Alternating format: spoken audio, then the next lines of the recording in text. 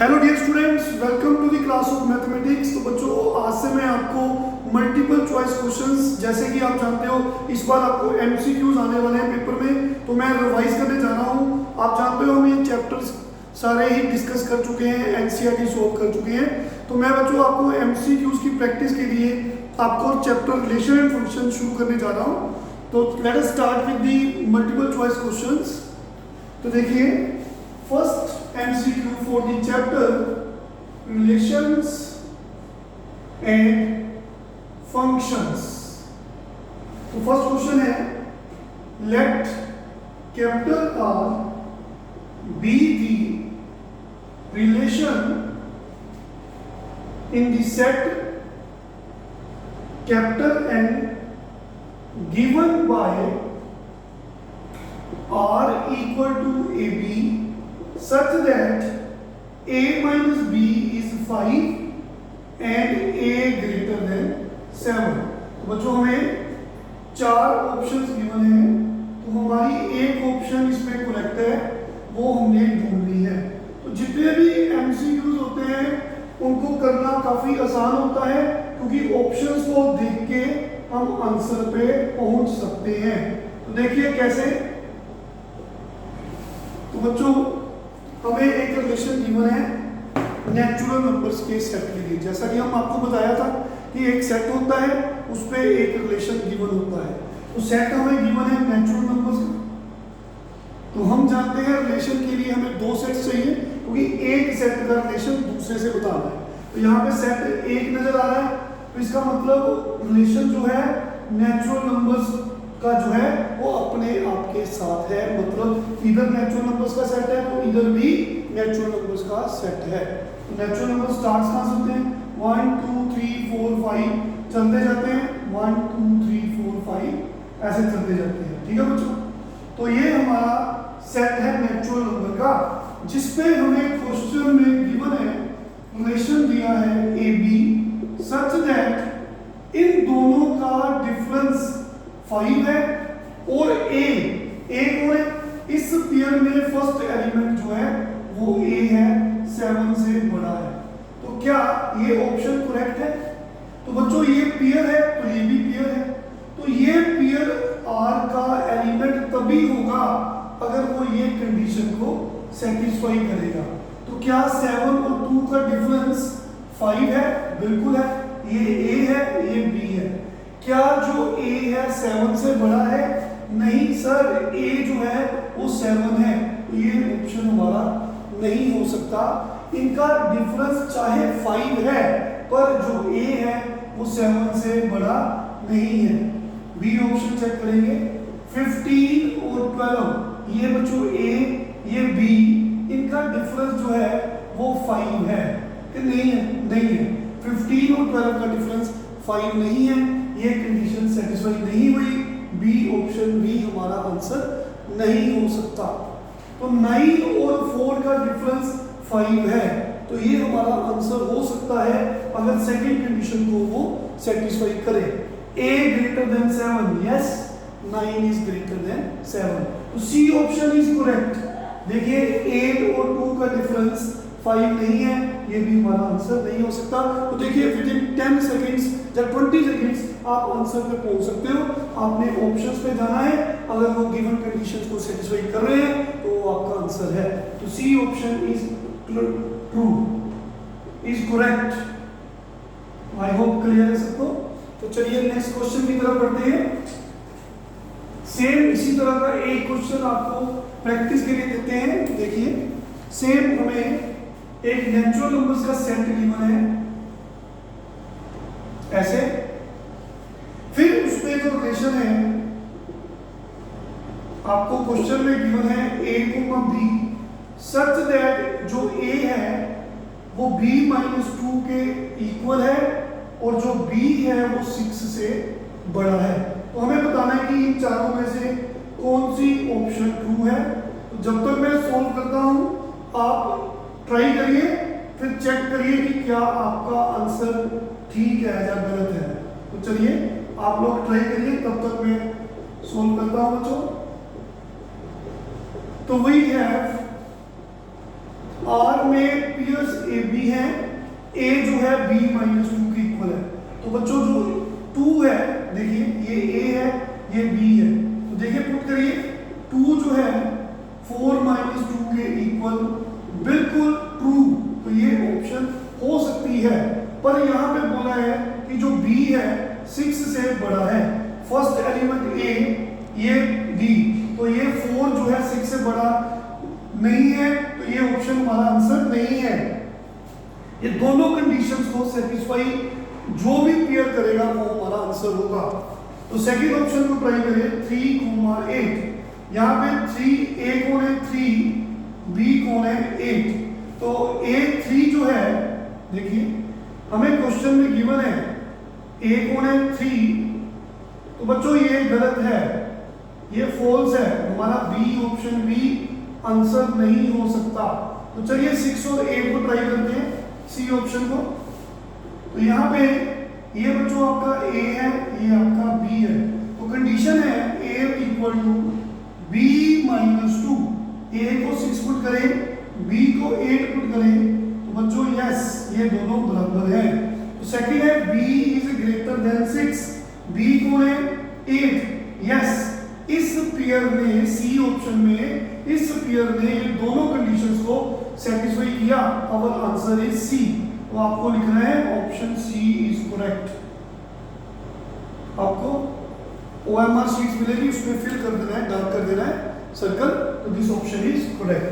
देखिए फोर्थ क्यों नहीं है, इनका डिफरेंस a कितना है 8, b कितना है 7, ये फॉल्स है, तो that's why C option is correct. Next question की तरफ बढ़ते हैं बच्चों। Very interesting and very easy sums. Multiple choice question करने के लिए स्मार्टली आप आंसर पे पहुंच सकते हो। तो देखिए एक और क्वेश्चन आपको करवा रहे हैं। देखिए एक हमें सेट गिवन है जिसके elements a b c d, हमें एक रिलेशन r गिवन है a, b, a,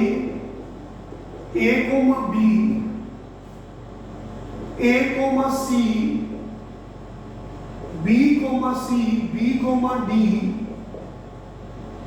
हाँ जी बच्चों, ये हमें गिवन है c, d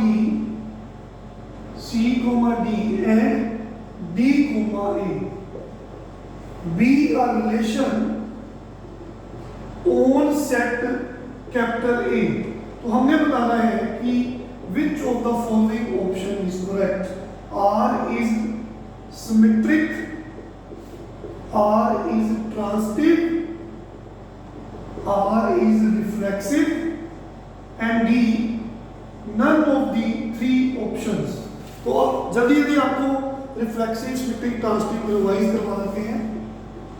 तो देखिए हमें एक सेट गिवन है जिसके elements a b c d है। जैसा कि आपको बताया रिलेशन के लिए 2 सेट होने चाहिए, एक ही सेट आपको गिवन है, तो रिलेशन जो है a वो अपने आप के साथ बन रहा है। तो देखिए a, इसका मतलब है a जो है a से जुड़ रहा है, ऐसे ही ab का मतलब है जो a है वो b से रिलेट हो रहा है एंड सो ऑन। हम जानते हैं कोई भी रिलेशन रिफ्लेक्सिव कब होता है, अगर सेट का हर एक एलिमेंट अपने आप के साथ जुड़ा हो R में।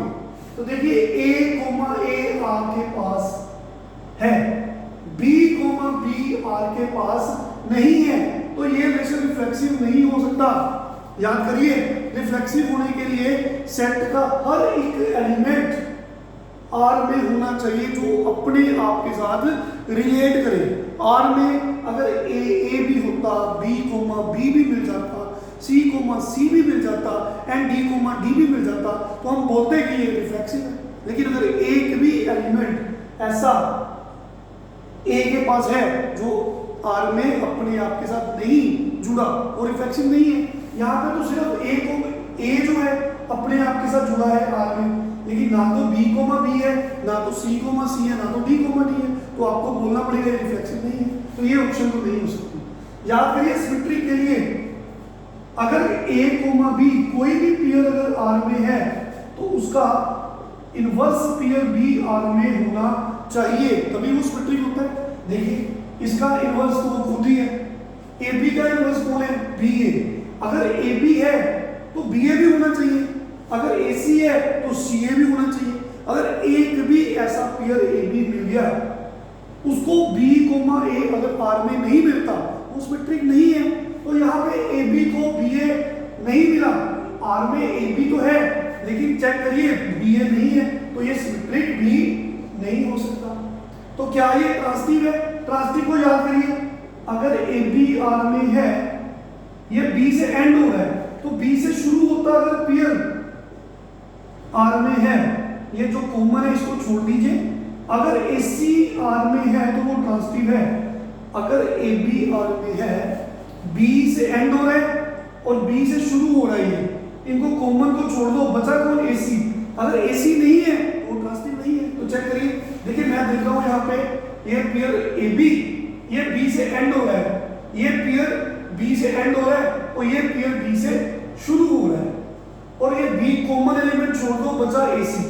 तो जरूरी नहीं है ट्रांसिटिव, अभी तक आपको लग रहा है ये ट्रांसिटिव है, लेकिन एक भी कंट्राडिक्शन मिल गई वो ट्रांसिटिव नहीं है। और चेक करते हैं, ठीक है बच्चों। जैसे ये मेरे को BC मिला, चेक करिए BC, ये मिला CD, ये एंड हो रहा है C से, ये C से शुरू हो रहा है, कॉमन को छोड़ दो, बचा कौन? BD।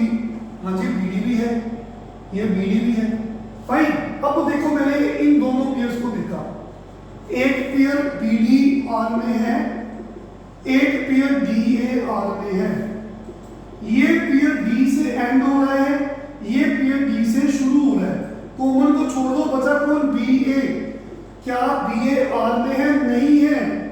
तो बच्चों ये ट्रांसिटिव भी नहीं है, मतलब एक भी कंट्राडिक्शन मिल गई तो वो ट्रांसिटिव नहीं है। ट्रांसिटिव के लिए मेरे को हर AP और हर BA को, ठीक है, हर AB और हर BC को AC मिलना चाहिए, मिल रहा था, लेकिन यहाँ पे कंट्राडिक्शन आ गई। BD, ये पेयर D से एंड हो रहा है, ये पेयर D से शुरू हो रहा है, इन दोनों को छोड़ा, लेकिन जो बचा B, A R में नहीं है, AB है BA नहीं है, तो एक भी कंट्राडिक्शन मिल रही है, ट्रांसिटिव नहीं है, तो ये भी खत्म हो गया। तो ना तो ये रिफ्लेक्सिव है, ना तो ये सिमेट्रिक है, ना तो ये ट्रांसिटिव है। Our option is D, none of this. याद करिए, अगर कोई भी रिलेशन रिफ्लेक्सिव भी हो, सिमेट्रिक भी हो, ट्रांसिटिव भी हो, तो वो होता है इक्विवेलेंस रिलेशन, वो मैं आपको एक्स्ट्रा बता रहा हूँ। लेकिन अगर तीनों नहीं है, जब कोई एक नहीं है तो इक्विवेलेंस नहीं है। पर इस क्वेश्चन में ना तो वो रिफ्लेक्सिव है, ना तो वो सिमेट्रिक है, ना तो वो ट्रांसिटिव है। Our option is D option is the correct answer. Next सब की तरफ बढ़ते हैं बच्चों। आई होप आप लोगों को समझ आ रहा है। जैसे ये क्वेश्चन है, तो रेंज काफी इजी क्वेश्चन है ये वाला, और इंपॉर्टेंट क्वेश्चन है। fx गिवन बाय मोड, तो बच्चों इसकी हमें रेंज बतानी है। तो option first is curly bracket -1, second option curly bracket -1, 2, and this is the third option, and the fourth option is none of these. तो हमें एक फंक्शन गिवन है fx, जिसे हम y बोलते हैं। आप जानते हो fx को y भी बोल सकते हैं। तो मोड के बारे में क्या जानते हो? ठीक है बच्चों, अगर मोड को हटाना है तो आपको प्लस माइनस लिखना पड़ेगा। याद करिए, मोड x की डेफिनेशन होती है प्लस माइनस x, ठीक है ना। इसका आंसर क्या होता है? Plus minus x। अगर याद करिए, मोड x कब होता है? जब x 0 से बड़ा होता है। तो मोड x माइनस x कब होता है? अगर x 0 से छोटा होता है। तो मोड x की वैल्यू x या माइनस x, तो इसका मतलब mode x is plus minus x। तो कभी भी मोड को खत्म करना है तो आपको क्या करना है? Plus minus. तो जब भी आपके पास कोई भी ऐसा क्वेश्चन, ऐसी स्टेटमेंट आ जाए, तो आपको मोड को छोड़ देना है, उसकी जगह पे प्लस माइनस लिख देना है। तो ये दोनों कैंसिल हो जाएंगे। तो y की वैल्यू प्लस माइनस 1, y क्या होती है? रेंज। तो ये रेंज तो पूछी है, तो what is our answer? Range. Range कितनी आ गई? एक -1, एक 1 कर्ली ब्रैकेट में, क्योंकि ये दो एलिमेंट्स रेंज के एलिमेंट्स हैं, इसके अलावा कोई भी एलिमेंट रेंज का एलिमेंट नहीं है। तो this is option number A is correct. अगर मान लो ये क्वेश्चन आता पेपर में, मान लो आपको ऐसे आता, तो बच्चों हर केस में आपको सेम वे से करना है, तो आंसर हमेशा प्लस माइनस आएगा, आप याद कर लीजिए, आपको मैंने प्रूफ दे दिया है। तो नेक्स्ट क्वेश्चन की तरफ बढ़ते हैं।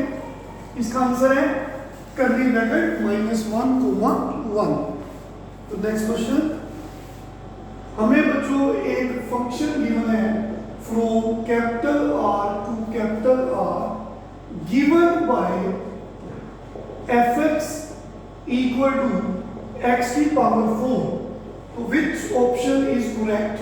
Option number 1, f is 1 1 and on 2. B option is f is many 1 on 2. C option is 1 1 but not on 2. F is neither 1 1 nor on 2. तो आपको एक बार जब भी 1 1 on 2 को कॉन्सेप्ट समझाते हैं, तो जैसा कि इसका नाम है 1 1, इधर से एक एलिमेंट कोई भी एक एलिमेंट से जुड़ रहा है, मतलब डिफरेंट एलिमेंट्स को डिफरेंट इमेज मिल रही है। लाइक ये A B C, ये D E F, इधर से एक को जुड़ रहा है, 1 गोइंग टू 1, बस ऐसे। तो ये 1 1 होता है, इधर से एक को जुड़ रहा है।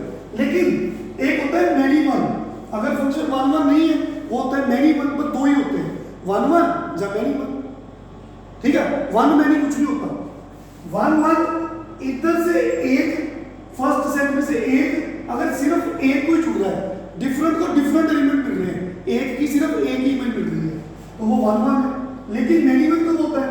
अगर इधर से ज्यादा एलिमेंट्स, ऐसे जैसे मान लो ये 1 2 3 है, तो बच्चों ज्यादा मैनी, फर्स्ट सेट में मैनी एलिमेंट्स, एक से ज्यादा एलिमेंट एक की तरफ जा रहे हैं, तो फिर बोलते हैं मैनी 1। आपको एक 1 1 याद रखना है, एक मैनी 1। अगर एक से एक जुड़ रहा है 1 1 का मतलब ये है इंजेक्टिव। ठीक है, अगर इंजेक्टिव नहीं है तो वो मैनी 1 होता है, बस। तो क्या ये फंक्शन, ये क्वेश्चन है, सेट गिवन है रियल नंबर्स का। Real numbers, every number is a real number, rational numbers, irrational numbers, सिर्फ आयोटा वाले नंबर छोड़ दो, बाकी सारे रियल नंबर्स। तो बच्चों फंक्शन एक रूल है, ये रूल गिवन है, जिसे आप y बोलते हो, x की पावर 4। क्या ये 1 1 है? रियल नंबर में तो सारे नंबर होते हैं। अगर मैं x को -1 पुट करता हूं, -1 पुट करता हूं, तो -1 की पावर 4 1, तो इसका मतलब है कि -1 की इमेज 1 है, क्योंकि अगर आप इधर एक्सपोज कर लो -1 लेते हो, तो -1 की पावर 4 1 होती है।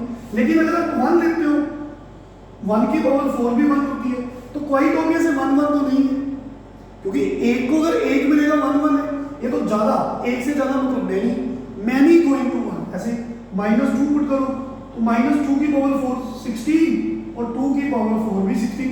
ऐसे बहुत सारी एग्जांपल्स हैं जो बता रहे हैं ये 1 1 नहीं है, ये मैनी 1 है। ठीक है, मैनी 1 है। और ऑन टू क्या होता है? एक ऑन टू होता है कि इनटू होता है, भाई ये बातें याद रखो। ऑन टू का नाम है सरजेक्टिव। क्या नाम है?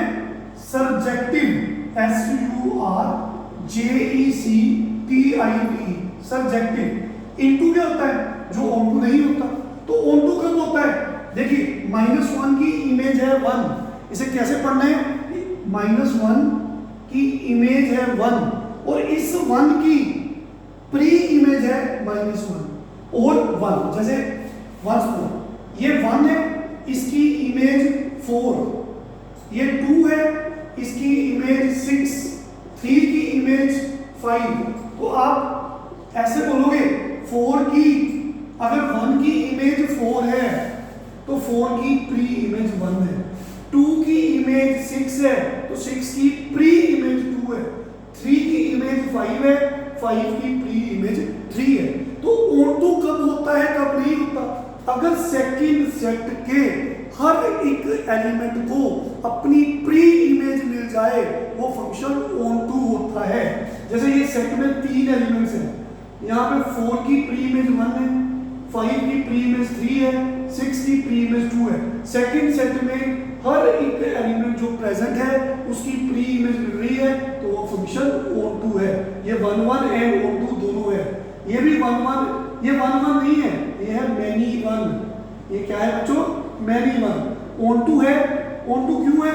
इधर अगर दो एलिमेंट्स हैं, दोनों की प्री इमेज मिल रही है। ऑफ कोर्स इसकी प्री इमेज 1 भी है और 2 भी है। ये फंक्शन 1 1 भी है, ऑन2 भी है। लेकिन ये क्वेश्चन में आप कोई भी एलिमेंट की इमेज देखो पावर 4 की वजह से, जब पावर 2 होती, जब पावर 6 होती, आंसर हमेशा पॉजिटिव नंबर ही आएगा। क्वाइट ऑब्वियस, क्योंकि इवन पावर है। अगर आप यहाँ पे 3 पुट करते हो तो बच्चों यहाँ पे आंसर क्या आएगा? 81। -3 का भी आंसर 81। तो क्या रियल नंबर्स में नेगेटिव नंबर नहीं होते? होते हैं। तो -1 भी होता है, -2 भी होता है, लेकिन कभी भी इनका आंसर जो इनकी इमेज है वो नेगेटिव नंबर नहीं आएगी, क्योंकि x की पावर 4 है। तो नेगेटिव नंबर्स की हर एलिमेंट जो सेकंड सेट में है उनकी प्री इमेज मिल रही है, पर नेगेटिव नंबर्स जब कोई और नंबर ऐसे होंगे जिनकी प्री इमेज नहीं मिल रही। अगर एक भी ऐसा एलिमेंट सेकंड सेट में मिल गया जिसकी प्री इमेज फर्स्ट सेट में नहीं है, वो फंक्शन ऑन2 नहीं हो सकता। यहाँ तो बहुत सारे नेगेटिव नंबर्स पड़े हैं, क्योंकि रियल नंबर्स में तो हर नंबर होता है। तो नेगेटिव नंबर्स की प्री इमेज फर्स्ट सेट में नहीं है। अगर यहाँ पे एक भी ऐसा एलिमेंट बच गया जिसकी प्री इमेज नहीं है, तो वो ऑन2 नहीं है।